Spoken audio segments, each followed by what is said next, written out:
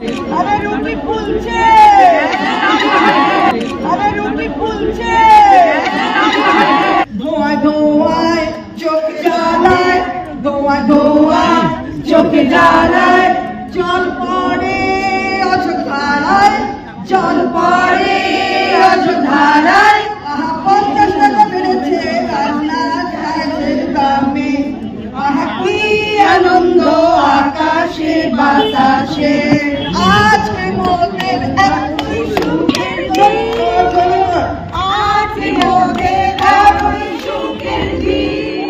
মুটে দিয়ে উনুন জ্বালানো এবার শিখে নি, আরে মুটে দিয়ে উনুন জ্বালানো এবার শিখে নি। আনন্দ আকাশে বাতাসে, আহা দাম বেড়েছে 50 টাকা রান্নার গ্যাসে, আহা দাম বেড়েছে 50 টাকা রান্নার গ্যাসে, আহা কি আনন্দ আকাশে বাতাসে। রাস্তায় দাঁড়িয়ে রান্না করছেন চন্দ্রিমা ভট্টাচার্য। কবে জানেন? দিনটা সেই দিন যেদিন গোটা কলকাতা জুড়ে বিভিন্ন ইস্যুতে দফায় দফায় মিছিল, বিক্ষোভ, প্রতিবাদ চলছে স্লোগান। আর তার মধ্যে অন্যতম একটা ইস্যু হচ্ছে কসবার ডিআই অফিসে যোগ্য চাকরিহারাদের সঙ্গে পুলিশের খণ্ডযুদ্ধ। পুলিশের তরফে যোগ্য চাকরিহারাদের বুকে পেটে লাথি মারার অভিযোগ। আর এই ইস্যুটা নিয়ে যখন গোটা রাজ্য রীতিমতন তোলপাড় অবস্থা, গোটা কলকাতা স্তব্ধ হয়ে গিয়েছে মিছিল, প্রতিবাদ, আন্দোলন, স্লোগানে, ঠিক তখনই কলকাতার কোনো এক অংশে তৃণমূল কংগ্রেসের তরফে এই কর্মসূচি চলছে। রাস্তায় দাঁড়িয়ে রান্না করছেন চন্দ্রিমা ভট্টাচার্য। একটা ভিডিও দেখাবো, ভিডিওর পর বাকি আলোচনায় আসবো কেন তিনি রাস্তায় দাঁড়িয়ে রান্না করছেন, তাও আবার মাটির উনুনে। দেখুন, 50 টাকা দাম বেড়েছে রান্নার গ্যাসে, আমাদের কি আনন্দ, আমরা ফিরে যাচ্ছি প্রাগৈতিহাসিক যুগে।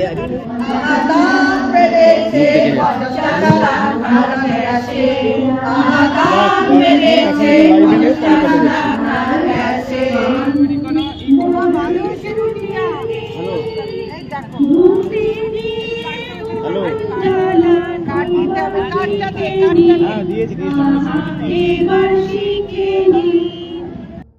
ভিডিও ঠিক শুরুতেই আপনাদেরকে যেমনটা বললাম, ঠিক যে ইস্যুতে গোটা কলকাতায় রীতিমতন প্রতিবাদের আগুন জ্বলছে, ঠিক তখনই প্রতিবাদের আগুন জ্বালাচ্ছে উনুনে তৃণমূল কংগ্রেস।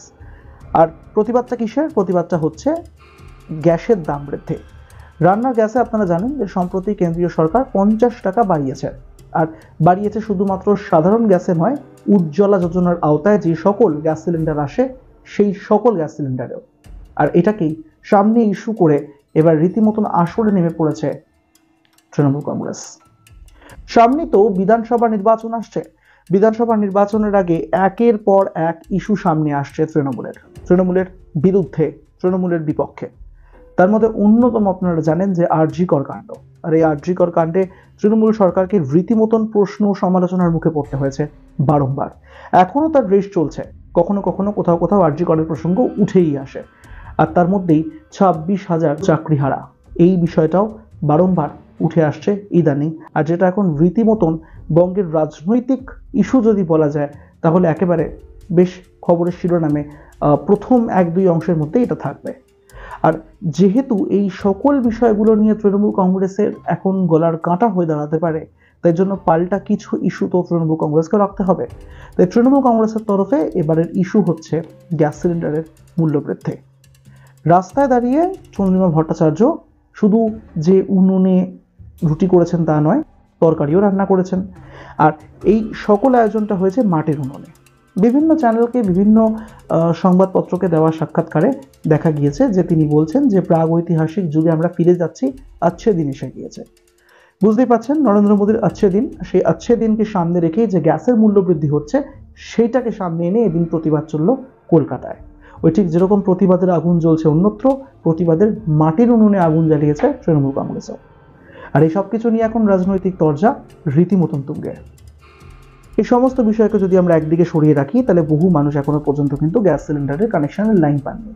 সাধারণ গ্যাস বলবো না, উজ্জ্বলাও বলবো, কারণ সেই বিষয়টা তারা হয়তো জানেন না, বা হয়তো নিতে যাচ্ছেন, হয়তো এখনো পাচ্ছেন না।